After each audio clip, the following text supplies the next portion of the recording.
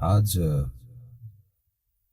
हजरत गालिब के चंद शेर कुछ मौके और कुछ कैफियत की मुनासबत से आपकी नज़र करता हूँ। कैफियत भी कुछ यही है, बाजीचा इत्फाल है दुनिया मेरे आगे, होता है शबो रोज तमाशा मेरे आगे। एक खेल है औरंगे सुलेमा मेरे नजदीक, एक खेल है औरंगे सुलेमा मेरे नजदीक, एक बात है इजाज मसीहा मेरे आगे।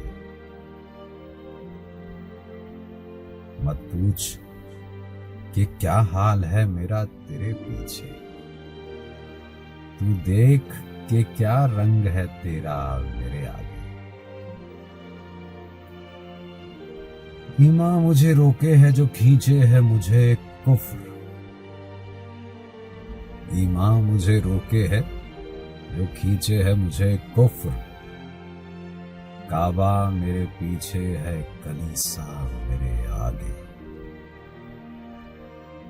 गो हाथ को जुम्बिश नहीं आंखों में तो दम है, समझने की बात। वो हाथ को जुम्बिश नहीं आंखों में तो दम है, रहने दो अभी सागरो मीना मेरे आगे।